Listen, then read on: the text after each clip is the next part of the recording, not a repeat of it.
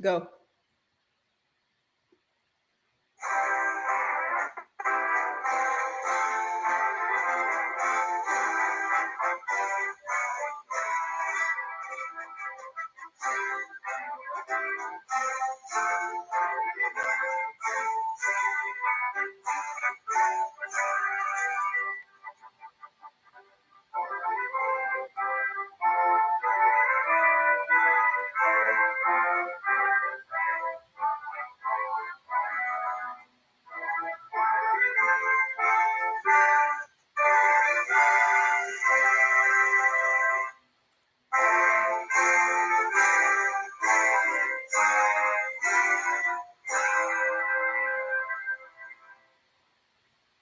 Well, a very special good day to you and greetings. Welcome to this first live virtual press conference presented by Team Unity Dominica. My name is Alex Bruno. I am a co-founder and general secretary of the movement, not involved in the practical sense of the politics per se, but very much involved in assisting with developing this platform for political unity on the island of Dominica. And I'm proud and honored to stake such claim and to stand here to represent the team as General Secretary. Our mission today is to present our unity leader, Carlos Charles, who will make statements with regards to our movement's endorsement of the nominee by the Prime Minister of Dominica, the Honorable Prime Minister of Dominica, I should add, Mr. Roosevelt Skerritt, who nominated Sylvanie Burton to serve as Dominica's upcoming president. So our movement has taken a decision based on a number of reasons that the leader will announce to go ahead and endorse the candidacy or the nomination of Ms. Burton, and that's why this press conference. Live, virtually on social media, is called. The entire media fraternity was invited, of which TDN Radio, Push Past and DBS have accepted and are live today so far.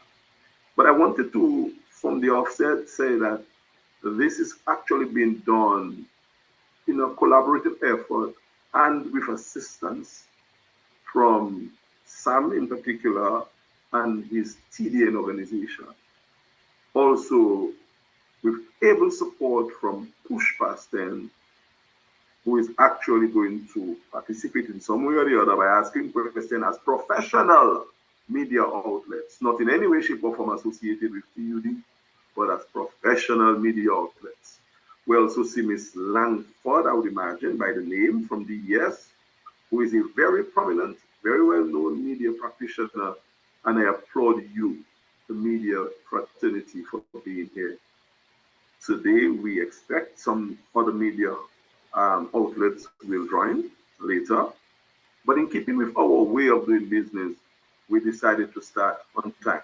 And that being said, we were like 5.5 minutes belated, and I apologize for that. We were having some little teething pains because this is about one of the first live virtual social media press conference that we are presenting, and you can get ready because there'll be many more of this to come. The world has gone informatics. The young people are here. They are the ones who are demanding this kind of connection, and we decided to do a live virtual social media press conference. Before more ado, I would like to turn it over to Sam from TDN Radio.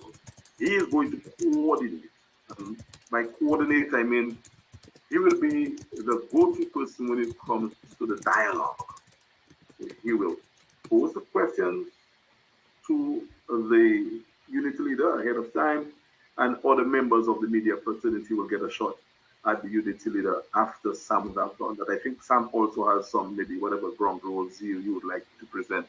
But it's my honor as, I guess, head honcho of the movement to introduce my dear friend and media colleague, professional practitioner, writer, patriot, Sam, who will coordinate the media part of today's proceedings. Sam, good day and welcome. Well, thank you, Alex. Good morning, and thank you for that introduction. Um, yes, so good morning to everyone who is tuned in. If you are watching us via TDN Radio, TDNTV.net on Facebook, if you are watching us on YouTube as well, and you're tuned in via TDN Radio, welcome to you. Of course, if you are watching via Push Past 10 Media as well, good morning to you. And so there are a few ground rules that we would like to share. We'd like to share with you. Um, uh, to the media, if you plan to ask questions, to pose a question, you should have your camera on so we can see who you are and acknowledge you. First, raise your hand, and then we will give you the microphone, so to speak, so you can ask your question to the TUD leaders. So the press conference is about Dominica's presidential nominee um, process. So kind of try to keep your questions focused on that aspect. There should be one person at a time to ask a question, but like I said, we'll keep you muted until it is your turn to ask a question. So raise your hand when you are ready. Also, the event is being recorded for archival use, so just bear that in mind. Though this is a party event, recording in progress. All views are encouraged and should be respected. Attendees with no media affiliation may also be recognized for questions. With that, I present Unity Leader, Mr. Carlos Charles, to make his presentation.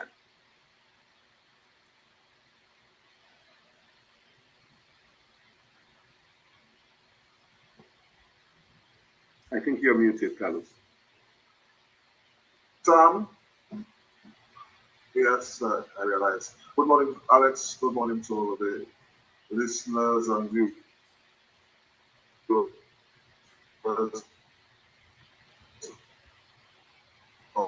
TVN Radio,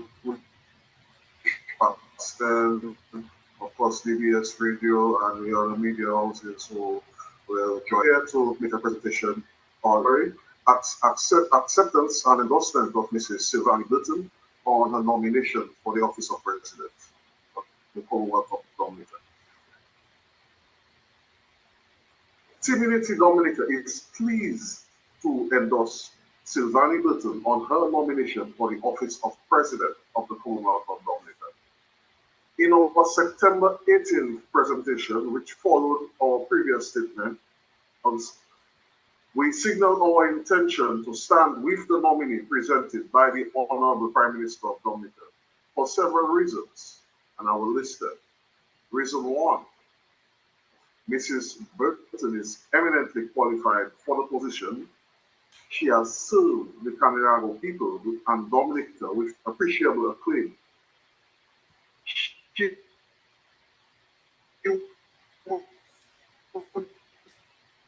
also be our first is worthy of an endorsement. Point number two, the majority of young Dominicans hold a positive view of the nation. They seem comfortable with the Prime Minister's choice for president. Point number four, the nominee presents a new twist in the era of the presidency. Point number five, the indigenous Kalinago heritage, the entire Kalinago community and the country by extension get to celebrate an achievement which rarely comes around. And this, I would like to applaud the nomination of Mrs. Burton. Point number six, the office of president is beyond what is normally debated about, and we believe that Mrs. Burton can distinguish herself in the office of president. She will make the office her own.